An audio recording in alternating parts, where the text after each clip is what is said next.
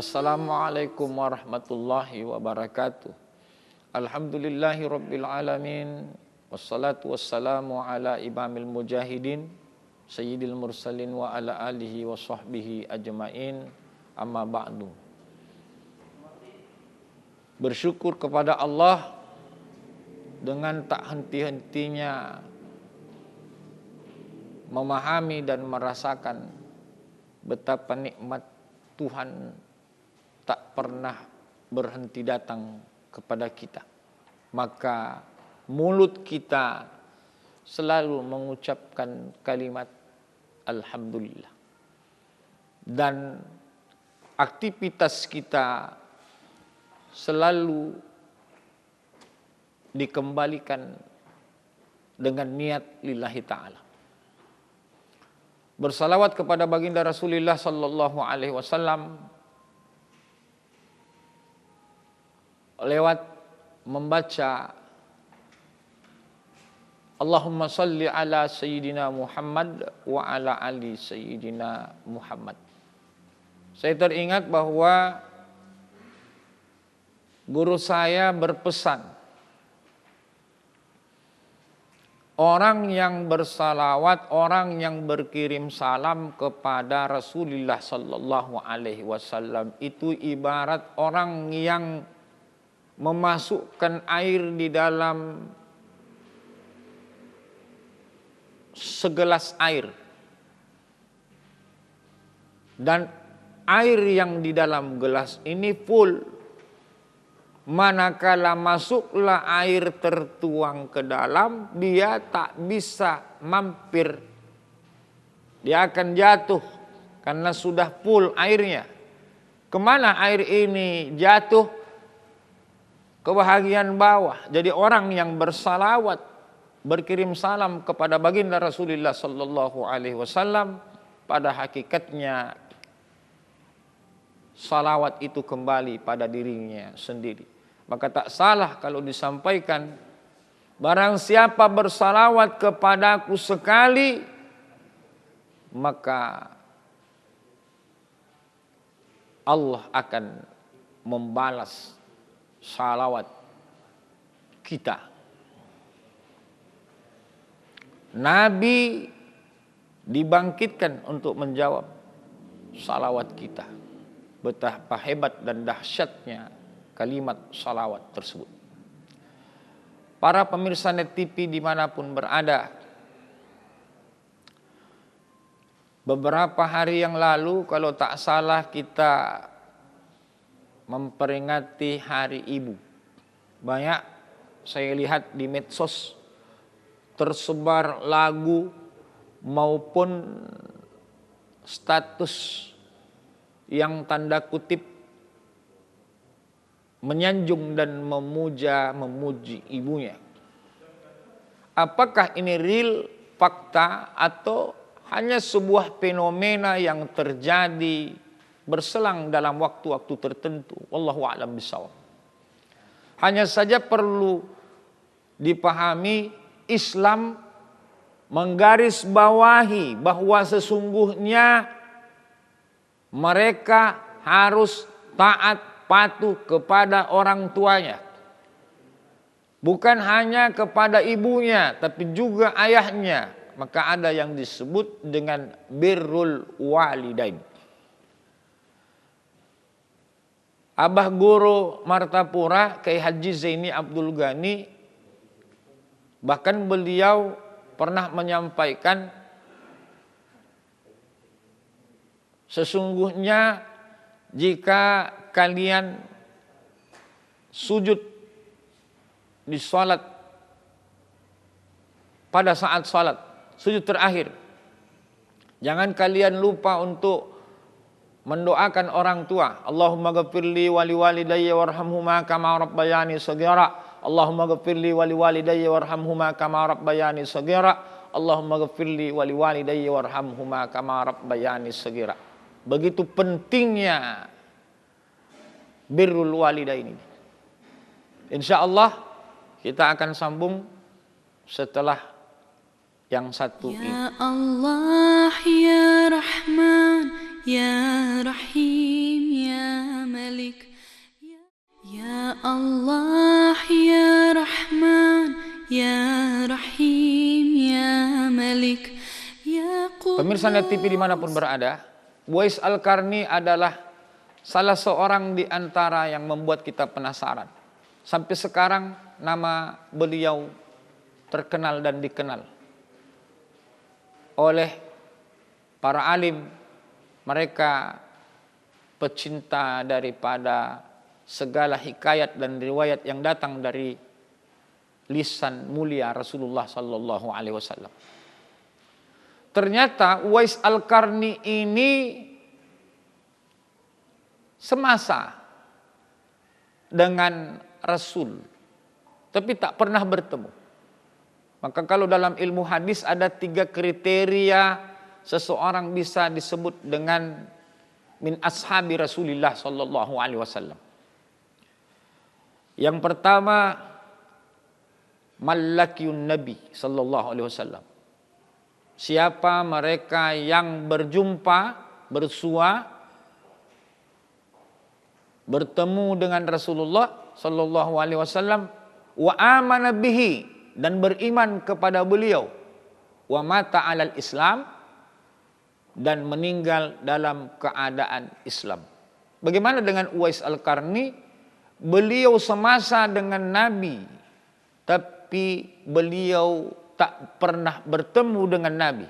Beliau memang beriman kepada Nabi dan meninggal dalam keadaan Islam, tetapi satu dari persyaratan tidak dipenuhi, maka tidak termasuk bahagian daripada sahabat baginda Rasul. Bagaimana kisah Al-Qarni ini? Uwais Al-Qarni, Rasulullah sallallahu alaihi wasallam berpesan kepada sahabatnya, besok kalau kalian bertemu dengan orang yang semacam ini, diberikan tanda-tandanya. Kalau tak salah satu riwayat yang pernah saya dengarkan, bahwa ada bahagian bekas putih. Karena beliau pernah kena penyakit sopak, lalu kemudian minta kepada Allah, hanya tersisa 1 bekas putih di bahagian tangannya.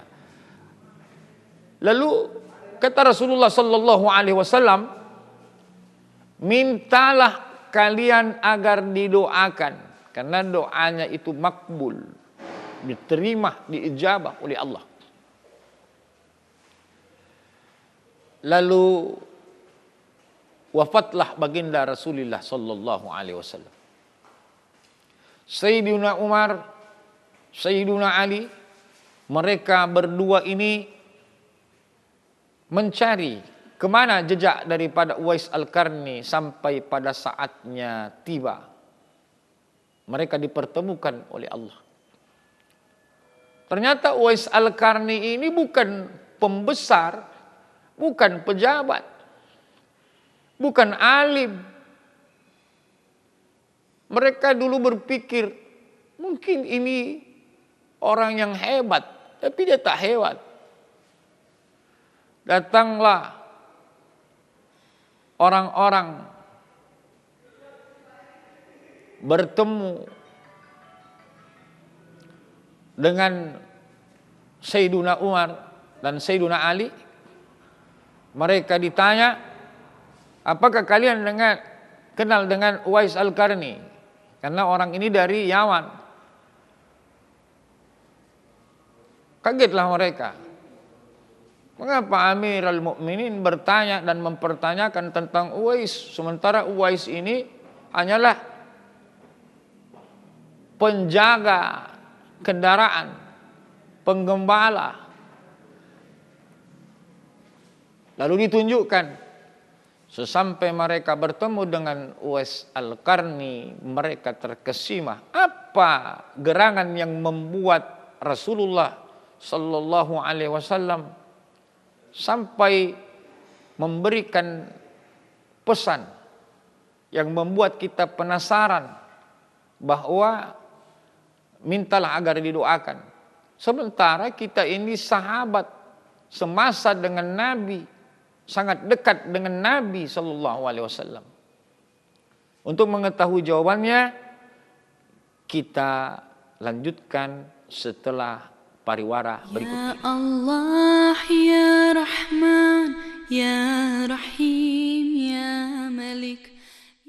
Ya Allah ya Rahman ya Rahim ya Malik ya Quddus. Uwais Al-Qarni ternyata menyimpan begitu banyak tanya, tapi akan terjawab juga pada akhirnya. Dia memiliki seorang ibu yang tidak bisa bergerak karena beliau sudah renta, sudah tua. Manakala dia Uwais Al-Qarni ini ingin bertemu dengan Rasul, dia bisa saja melakukan itu. Tapi tak dilakukannya. Kalaulah dia meminta izin, pasti diberikan izin. Tapi dia tak sampai memutuskan itu dikarenakan adab, ada akhlak. Maka itulah yang menyebabkan ternyata bahkan beliau Uwais Al-Qarni ini sampai membopong, menggendong ibunya berangkat menunaikan haji.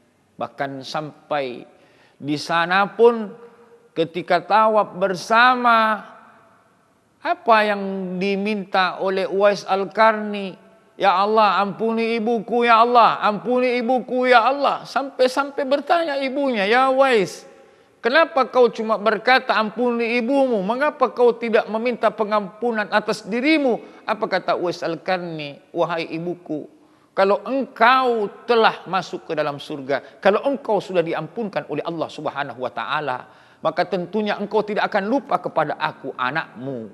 Karena seorang ibu tidak akan pernah lupa dengan anaknya. Begitulah ternyata. Maka kita sebagai anak harusnya memberikan kebahagiaan khususnya kepada ibu kita. Kalaulah kita tidak bisa memberikan kebahagiaan, jangan kau sematkan kekecewaan. Berikan hal yang mampu engkau berikan untuk memberikan kesenangan, karena sesungguhnya ibu dialah yang 3 kali lebih baik daripada ayah. Seorang pemuda datang kepada Rasulullah sallallahu alaihi wasallam, "Ya Rasul, kepada siapa aku memberikan kebaktianku? Kepada siapa ya Rasul?" Maksudnya dalam pilihan 2, ibu atau ayah. Maka Rasulullah bersabda, "Ummuka." Siapa lagi ya Rasulullah? "Ummuka." Siapa lagi ya Rasulullah? "Ummuka." Siapa lagi ya Rasulullah? "Abuka." 3 kali disebut ummuka, sekali abuka. Ini 3:1. Maknanya apa? Sesungguhnya ada 3 hal yang bisa dilakukan oleh seorang ibu yang tak bisa dilakukan oleh seorang ayah sama sekali. Apa itu? Mengandung, melahirkan, menyusukan.